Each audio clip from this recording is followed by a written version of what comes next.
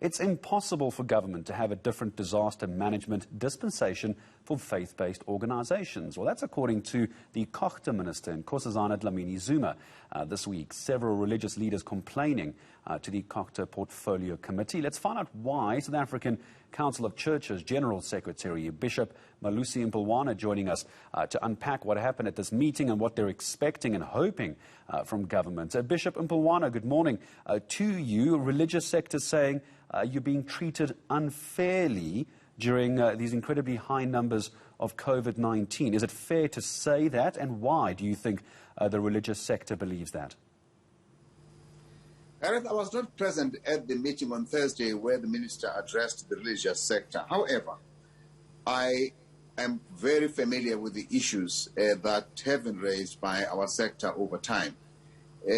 First of all, the reason why the religious sector are saying that they are being treated differently and unfairly has to do with the zeal and gusto with which the law enforcement officers deal with any perceived wrongdoing by churches. For example, if I think they cited two cases. One was the pastors in Sebokeng area, and the more recent one with the case of a particular pastor in Soweto. But apart from that, then they compare that with political rallies and other more politically connected instances where there is no police or even a statement against that kind of behavior. So it's a kind of like, it's not even-handed. But I think a much more fundamental issue is to do with the vaccination. A lot of church leaders, in fact religious leaders across the board, across all faiths, are saying that they are losing a lot of ministers, pastors, religious practitioners because of their need to minister to people who have died from COVID. And this is something that the greater the number of deaths, the more of them get involved. And a lot of them actually raised issues. They communicated with me to say, you know, we've just heard that taxi drivers are going to be provided vaccination. And of course, it makes sense in a way because the taxi drivers move 70% of South Africa's working force. That's a good, 11 million people. 11 million people of a 16 million, carriage. So, Bishop, help me understand. Sorry, okay, so I thought this conversation was going to be around the capacity inside churches. You're actually raising a very, very different issue. So let's just unpack that for a moment if we can, so I can understand and someone joining us can understand. So the concern here is about the vaccinations for, I'm going to call them faith-based frontline workers. Is that what you're saying? I'm raising this is one of the things. When you say unfairly, it's three things actually. I mean, maybe I can just specify that right up front. One is the even-handed manner in which religious leaders, religious practitioners are treated when it comes to when they do what is perceived to be the wrong thing. Secondly, the issue of the religious leader complaining that the numbers, the grouping of churches is combined with the grouping of nightclubs and casinos. And they're saying that, look, we meet every week for the purpose of saving lives, not for the purpose of reveling and entertainment.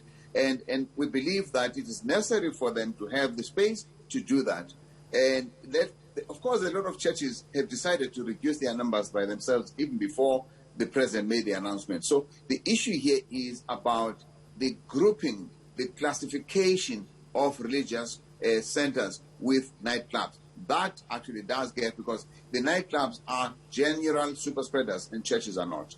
And the third thing is about the vaccination of frontline workers or essential workers that the churches believe they are, especially because if undertakers have PPEs and drivers have PPEs or vaccination, the church practitioners who have to do the funeral are not protected and they are dying. We've got numbers of them. In fact, we're busy compiling that for purpose of a public memorial of all those that have passed away in all faiths. So the issue, of course, you're referring to it as nightclubs, Bishop. I think many people know nightclubs closed. I think it's got to do with the shebeens, the restaurants that become nightclubs as the alcohol starts rolling out as well. Official nightclubs are still closed for the moment. So if government is watching right now, let's deal with that third issue very briefly if we can, Bishop. It's the vaccinations for those who work in the religious sector, whether it's the undertakers, the drivers, the ministers, dealing with families who've lost COVID-19, family members, etc.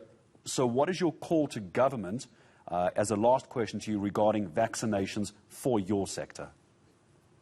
The call is that they should provide vaccination, a prioritization for religious practitioners.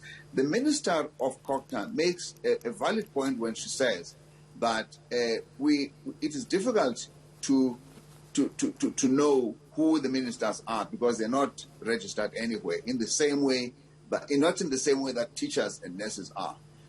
But likewise, there is no registration of taxi drivers, and yet those people can be. I think that the religious organizations can present their lists and work against those lists. And if anyone is outside of those lists, then of course there can be a system of registering because all of them belong to structured organizations, and those organizations can present their lists. And we think that it's something that's urgent as we are in the third wave because a lot of these people are at risk.